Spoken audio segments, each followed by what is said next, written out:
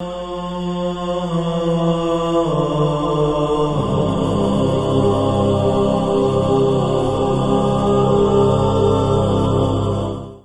باللہ من الشیطان الرجیم بسم اللہ الرحمن الرحیم الحمد للہ رب العالمین وصلی اللہ علی سیدنا محمد وآلہ الطاہرین اللہم کن لولیک الحجۃ ابن الحسن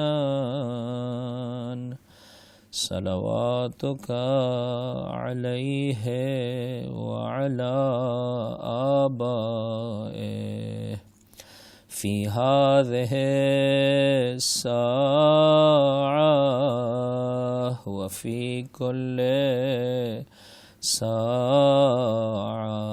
وليا وحافظا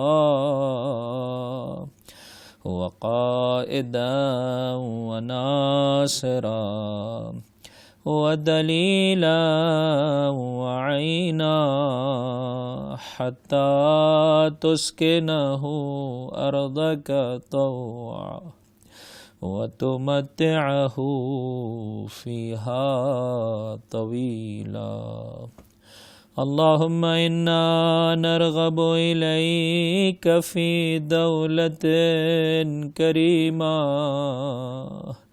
تعز بها الإسلام وأهله وتذل بها النفاق وأهله وتجعلنا فيها من الدعاة إلى طاعتك والقادة إلى سبيلك وترزقنا بها کرامت الدنیا والآخرہ۔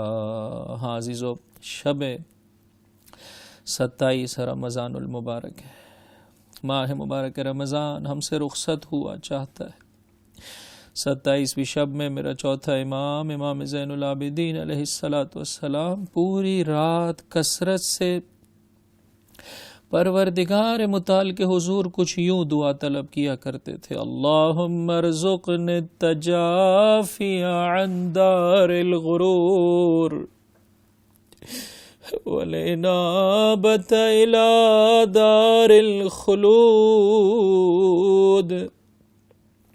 والاستعداد للموت قبل حلول الفوت۔ اے میرے پروردگار، مجھے اس غرور و فریب والی دنیا سے بے رغبتی عطا فرما، مجھے ہمیشہ ہمیشہ رہنے والی جگہ کی نسبت سے توجہ عطا فرما، اور مجھے موت سے پہلے موت کے لیے آمادگی عطا فرما۔ اللہم ارزقنی التجافی عن دار الغرور۔ تجافی عزیزو اس حالت کو کہتے ہیں کہ جس میں انسان کم ترین اعضاء اپنے زمین پر رکھتا ہے اور بس چاہتا ہے اٹھنا۔ فرمایا دنیا سے اتنا رابطہ رکھ کہ بس جو تیری آخرت کے سجانے کے لیے مددگار ہو جائے، وگرنہ ساری توجہ تیری آخرت کی جانب ہو۔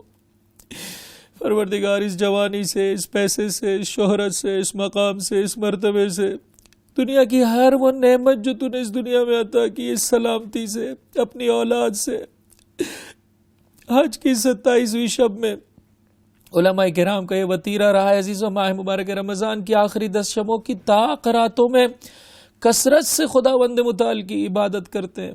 اعمال قرآنیہ بجا لائی عزیزو، پروردگار متعال سے مانگی ہے: پروردگار اگر ابھی تک تو نے ہمیں جہنم کی آگ سے آزاد نہیں کیا ہے تو اسی شب میں، اسی لمحے مجھے جہنم کی آگ سے آزاد کر دے۔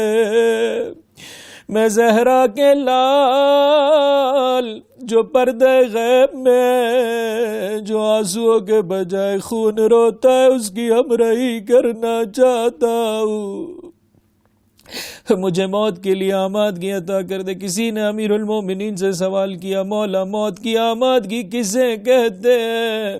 فرمایا واجبات کی ادائیگی، محرمات سے اپنے آپ کو بچانا اور اچھے اخلاق کو اپنانا۔ اگر ان تین کیفیتوں کو اپنے وجود میں پیدا کر لے علی کے چاہنے والے، یہ تیرے مولا کا وعدہ ہے، اس کے بعد تجھے ڈر نہیں ہے۔ تو موت پر جا پڑے یا موت تیری سمت آئے۔ اپنی انفرادی، اپنے گھریلو زندگی کے اعتبار سے، اپنی اجتماعی زندگی کے اعتبار سے عزیزو، آج کی شب میں توجہ کریں کہ واجبات کی ادائیگی میں، محرمات سے اپنے آپ کو بچانے میں ہماری جانب سے کوتاہی نہ ہو، انشاءاللہ پیکر اخلاق بنتے چلے جائیں۔ چاہتے ہیں عزیزوں آج کی شب خدا کی رحمت خاص میرے اور آپ کے شامل حال و فرمایا۔ اس ماہ رمضان میں یتیم کی نسبت سے اکرام کرو، اس کے ساتھ اچھا سلوک کرو، یتیم کے سر پر دست شفقت پھیرنے والے خدا کی جانب سے رحمت خاص تیرے شامل حال ہوگی۔ میرے مولا نے، امیر المومنین نے جاتے جاتے جو وصیت نامہ مکتوب صورت میں اپنے چاہنے والوں کو پیش کیا، اس میں فرمایا عزیزو، تڑپ کر فرمایا، اصرار کیا اس سلسلے میں کوتاہی نہ ہونے پائے، فرمایا اللہ اللہ فی الایتام، دیکھو یتیموں کے سلسلے میں کوتاہی نہ ہونے پائے، کہیں ایسا نہ ہو بھوکے پیٹ رہ جائیں، کہیں ایسا نہ ہو ان کے حق کی ادائیگی میں کوتاہی ہو جائے۔ اگر انسان ایک یتیم کی رکھوالی کرے اچھی طرح سے، جو فقط پیسہ دینا کمال نہیں ہے، اسے احترام دینا، اس کی شخصیت بنانا، یہاں تک کہ وہ اپنے پیروں پر کھڑا ہو جائے، پروردگار متعال کی جانب سے انسان بہشت کا حقدار ہو جاتا ہے۔ جنت میں خاص محل ہے، خاص جگہ ہے جو فقط ان لوگوں کے لیے جو یتیم پروری کرتے ہیں، یتیموں کے ساتھ اچھا سلوک کرتے ہیں۔ اے یتیم یا یتیمہ کے سر پر دستے شفقت پھیرنے والے، جتنے بال تیرے ہاتھوں کے نیچے آتے چلے جاتے ہیں، پروردگار کی جانب سے ایک ایک حسنہ تیرے نام اعمال میں لکھا جاتا ہے۔ اور خدا نخواستہ یتیم کا مال نہ کھائی عزیزو، آگ ہے۔ فرمایا یتیم کا مال کھانے والے، ایک تو انسان جہنمی ہو جاتا ہے، جہنم کی آگ کو اپنے لیے آمادہ کرتا ہے، دو اس کے اپنے بچے اسی دنیا میں سختی دیکھتے، اجرکم علی اللہ، اپنے وظیفے کی ادائیگی میں کوتاہی نہ کرے عزیزو۔ میرا مولا حکومت ظاہری کا زمانہ ہے، کسی دوسرے کی کوتاہی ہے جس نے اپنے وظیفے کو صحیح طرح سے نہیں بجا لایا۔ لیکن دیکھیے میرے مولا کا کردار، ایک مومنہ کو پانی لے جاتے دیکھا، کہا اس مشق آپ کو مجھے دے دے، میں تیرے گھر تک پہنچا دوں۔ راستے میں پتہ چلا میرا شوہر امیر المومنین کی راہ میں شہید ہو گیا، کوئی غذا کے اسباب کی فراہمی نہیں ہے، مومنہ لوگوں کے گھر جا کر کام کرتی ہے، اسے اس کے گھر تک پہنچایا۔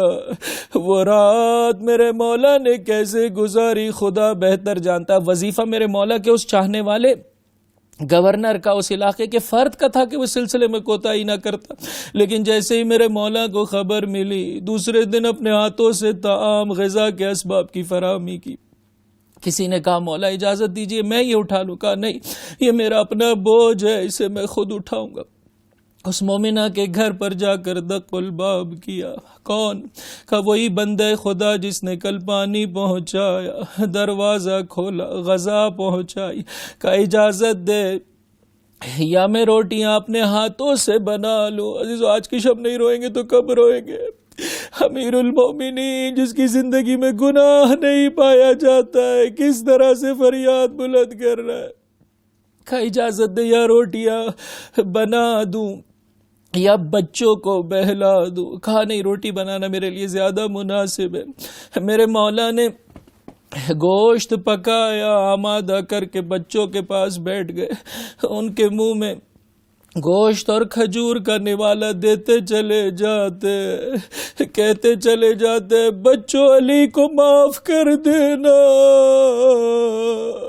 تھوڑی دیر ہوئی، آٹا آمادہ ہو گیا، اس مومنہ کی آواز آئی، اے بندہ خدا تنور جلا دے۔ جب آگ جلائیے علی، خدا کی آگ کے لیے اپنے آپ کو آمادہ کر لے۔ کوئی پڑوسن آئی، ایک مرتبہ نگاہ پڑی، دیکھا امیر المومنین نے، کہا ہے مومنہ کیا کیا تو نے؟ تڑپ کر دوڑتی ہوئی آئی، مولا میں شرمسار ہوں۔ فرمایا نہیں تو نہ شرمسار ہو، میں تجھ سے شرمسار ہوں کہ تیرے حق کی ادائیگی میں کوتاہی ہو رہی ہے۔ عزیزو، خدا سے اس سلسلے میں مدد مانگیے، اپنے اطراف میں نگاہ دوڑائیے، کوئی یتیم ضرورت مند ہے عزیزو، اچھے طریقے سے خالصتاً لوجہ اللہ اس کی راہ میں کوشش کیجیے، اسے احترام دیجیے، اسے مقام اور مرتبہ دیجیے تاکہ خدا کی بارگاہ سے مقام اور مرتبہ پائے۔ اور غیبت کا زمانہ ہے، فرمایا غیبت کے زمانے میں یتیمان آل محمد کی کفالت کرنے والے کا مقام اس بچے کی نسبت سے جس کے سر سے باپ کا سایہ اٹھ گیا بہت زیادہ ہے عزیزو۔ یہ مقام ہے علماء کا، علماء ربانیین کا۔ خدا کی بارگاہ میں ہاتھ جوڑ کر دعا طلب کرتا ہوں اپنے ماں باپ کی نسبت سے کل کو قیامت میں شرمسار نہ ہو جائے۔ اے میرے زمانے کے امام، جو وظیفہ آپ نے علماء سے اور طلاب سے چاہے اس کی ادائیگی میں کوتاہی نہ کرے، کہیں ایسا نہ ہو اس مکتب جعفری کو پہنچانے میں ہماری کوتاہی لوگوں کی اس پاکیزہ ترین دین اور مکتب اہل بیت سے دوری کا سبب بنے۔ فرمایا جو عالم اچھے طریقے سے کام کرتا ہے کل کو قیامت کے دن اس کے لیے آواز دی جائے گی، اے یتیمان آل محمد کی کفالت کرنے والے، جس نے اس راہ میں تجھ سے کسب فیض کیا ہے اس کی شفاعت کرتے چلا جا اور اسے اپنے ہمراہی میں بہشت کی جانب لیتا چلا جا۔ ان اللہ و ملائکتہ یصلون علی النبی یا ایھا الذین آمنوا صلوا علیہ وسلموا تسلیما۔ اللہم صل علی محمد وآل محمد وأنت الذي دللتهم بقولك من غيبك وترغيبك الذي فيه حظهم على ما لو سترته عنهم لم تدركه أبصارهم ولم تعه أسماعهم ولم تلحقه أوهامهم فقلت فاذكروني أذكركم واشکروا لی ولا تکفرون وقلت لئن شکرتم لازیدنکم ولئن کفرتم ان عذابی لشدید وقلت ادعونی استجب لکم ان الذین یستکبرون عن عبادتی سیدخلون جہنم داخرین فسمیت دعاک عبادہ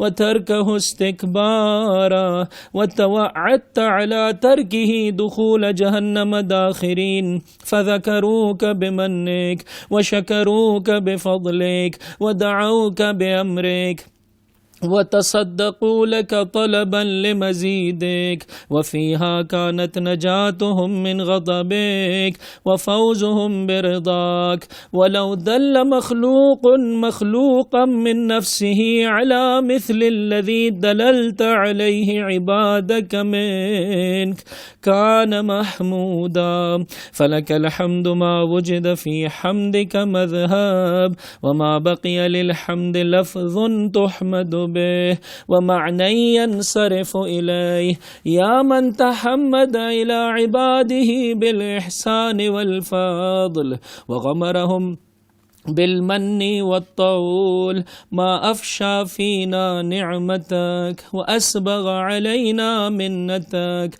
وأخصنا ببرك هديتنا لدينك الذي اصطفيت وملتك التي ارتضيت وسبيلك الذي سهلت وبصرتنا الزلفة لديك والوصول إلى كرامتك. اللهم وأنت جعلت من صفايا تلك الوظائف وخصائص تلك الفروض شهر رمضان الذي اختصصته من سائر الشهور وتخيرته من جميع الأزمنة والدهور وآثرته على كل أوقات السنة بما أنزلت فيه من القرآن والنور وضاعفت فيه من الإيمان وفرضت فيه من الصيام ورغبت فيه من القيام وأجللت فيه من ليلة القدر التي هي خير من 1000 شهر ثم آثرتنا به على سائر الأمم واصطفيتنا بفضله دون أهل الملل فصمنا بأمرك نهاره وقمنا بعونك ليله متعرضين بصيامه وقيامه لما عرضتنا له من رحمتك وتسببنا إليه من مثوبتك. وأنت الملئ بما رغب فيه إليك الجواد بما سئلت من فضلك القريب إلى من حاول قربك. اور تو ہی وہ ہے جس نے وحی و غیب کے کلام اور ایسی ترغیب کے ذریعے کہ جو ان کے فائدے پر مشتمل ہے ایسے امور کی طرف ان کی رہنمائی کی کہ اگر ان سے پوشیدہ رکھتا تو نہ آنکھیں انہیں دیکھ سکتی نہ کان سن سکتے نہ ان کے تصورات وہاں تک پہنچ سکتے. چنانچہ تیرا ارشاد ہے کہ تم مجھے یاد رکھو میں بھی تمہاری طرف سے غافل نہیں ہوں گا اور میرا شکر ادا کرتے رہو اور ناشکری نہ کرو. اور تیرا ارشاد ہے کہ اگر میرا شکر کرو گے تو میں یقیناً تمہیں زیادہ دوں گا اور اگر ناشکری کی تو یاد رکھو میرا عذاب بہت سخت ہے. اور تیرا ارشاد ہے مجھ سے دعا مانگو میں قبول کروں گا. جو لوگ غرور کی بنا پر میری عبادت سے منہ موڑ لیتے وہ ان قریب ذلیل ہو کر جہنم میں داخل ہوں گے. چنانچہ تو نے دعا کا نام عبادت رکھا اور اس کے ترک کو غرور سے تعبیر کیا اور اس کے ترک پر جہنم میں ذلیل ہو کر داخل ہونے سے ڈرایا. اس لیے انہوں نے تیری نعمتوں کی وجہ سے تجھے یاد کیا تیرے فضل و کرم کی بنا پر تیرا شکریہ ادا کیا اور تیرے حکم سے تجھے پکارا اور نعمتوں میں طلب افزائش کے لیے تیری راہ میں صدقہ دیا اور تیری یہ رہنمائی ہی ان کے لیے تیرے غضب سے بچاؤ اور تیری خوشنودگی تک رسائی کی صورت تھی. اور جن باتوں کی تو نے اپنی جانب سے اپنے بندوں کی رہنمائی کی ہے اگر کوئی مخلوق اپنی طرف سے دوسری مخلوق کی ایسی ہی چیزوں کی طرف رہنمائی کرتا تو وہ قابل تحسین ہوتا. تو پھر تیرے ہی لیے حمد و ستائش ہے جب تک تیری حمد کے لیے راہ پیدا ہوتی رہے اور جب تک حمد کے وہ الفاظ جن سے تیری تحمید کی جا سکے اور حمد کے وہ معنی جو تیری حمد کی طرف پلٹ سکیں باقی رہے. اے وہ جو اپنے فضل و احسان سے بندوں کی حمد کا سزاوار ہوا ہے اور انہیں اپنی نعمت و بخشش سے ڈھانپ لیا ہے. ہم پر تیری نعمتیں کتنی آشکار ہے تیرا انعام کتنا فراواں ہے کس قدر ہم تیرے انعام و احسان سے مخصوص ہے. تو نے اس دین کی کہ جسے منتخب فرمایا اور اس طریقے کی جسے پسند فرمایا اور اس راستے کی جسے آسان کر دیا ہمیں ہدایت فرمائی اور اپنے ہاں قرب حاصل کرنے اور عزت و بزرگی تک پہنچنے کے لیے بصیرت دی. بار الہ تو نے ان منتخب فرائض اور مخصوص واجبات میں سے ماہ مبارک رمضان کو قرار دیا جسے تو نے تمام مہینوں میں امتیاز بخشا اور تمام وقتوں اور زمانوں میں اسے منتخب فرمایا اور اس میں قرآن اور نور کو نازل فرما کر اور ایمان کو فروغ و ترقی بخش کر اسے سال کے تمام اوقات پر فضیلت دی اور اس میں روزے واجب کیے نمازوں کی ترغیب دی. اس میں شب قدر کو بزرگی بخشی جو خود 1000 مہینوں سے بہتر ہے. پھر اس مہینے کی وجہ سے تو نے ہمیں تمام امتوں پر ترجیح دی اور دوسری امتوں کے بجائے ہمیں اس کی فضیلت کے باعث منتخب فرمایا. چنانچہ ہم نے تیرے حکم سے اس کے دنوں میں روزے رکھے تیری مدد سے اس کی راتیں عبادت میں بسر کی اس حالت میں کہ ہم اس روزے اور نماز کے ذریعے تیری اس رحمت کے خواستگار تھے جس کا دامن تو نے ہمارے لیے پھیلایا ہے اور اسے تیرے اجر و ثواب کا وسیلہ قرار دیا ہے. اور تو ہر اس چیز کے عطا کرنے پر قادر ہے جس کی تجھ سے خواہش کی جائے اور ہر اس چیز کا بخشنے والا ہے جس کا تیرے فضل سے سوال کیا جائے. اور ہر اس شخص سے قریب ہے جو تجھ سے قرب حاصل کرنا چاہے. اجرکم علی اللہ، اجرکم علی اللہ. اب عزیزو کربلا کے یتیموں کا واسطہ دے کر اپنے لیے دعا طلب کریں. سرزمین کوفہ، 2 روز ہوئے عزیزو، روز عاشورہ کے گزرے ہوئے. سرزمین کوفہ، نوکے نیزہ پر بھائی کا سر. زینب نے مرثیہ پڑھا عزیزو، اس میں یتیموں کا ذکر کیا ہے.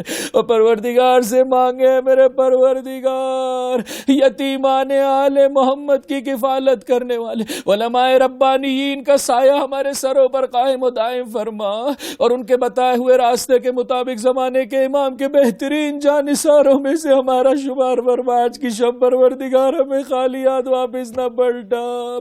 بہن نے جب ماں جائے کانوں کے نیزہ پر سر دیکھا کچھ یوں فرمایا، یا ہلالا لما استتم کمالا غالہ خسفہ فابد غروبا. اے چاند تو ابھی کامل نہ ہوا تھا کہ غروب کر گیا. سن سکو گے عزیزو زینب مصدر کے دل کا حال. فرمایا، ما توہمت یا شقیق فؤادی کان ھذا مقدرا مکتوبا. اے میرے دل کے ٹکڑے حسین، بہن کو یہ گمان نہ تھا. میں کہوں گا شہزادی کیا بابا نے خبر نہیں دی تھی؟ کیا بھیا نے نہیں بتایا تھا؟ ارے شہزادی تڑپ کے فرمائیں گی، اے ذاکر بہن کو یہ گمان نہ تھا ایک دن ایسا آئے گا بھائی کا سر نوکے نیزہ پر ہوگا. زینب بے چاند اس عالم میں بھائی کی زیارت کا گمان نہ تھا. عزیز اس موقع پر کربلا کے یتیموں کو یاد کیا. فرمایا، ما ذل الیتیم حین ینادی. بھیا حسین کس قدر یتیموں پر سخت ہے. ما ذل الیتیم حین ینادی بأبی ولا یراہ مجیبا. کس قدر یتیم کے لیے سخت ہے، باپ کو پکارے لیکن مشیت پروردگار اس میں کہ جواب نہ پائے. الا ولعنت اللہ علی القوم الظالمین وسیعلم الذین ظلموا ای منقلب ینقلبون.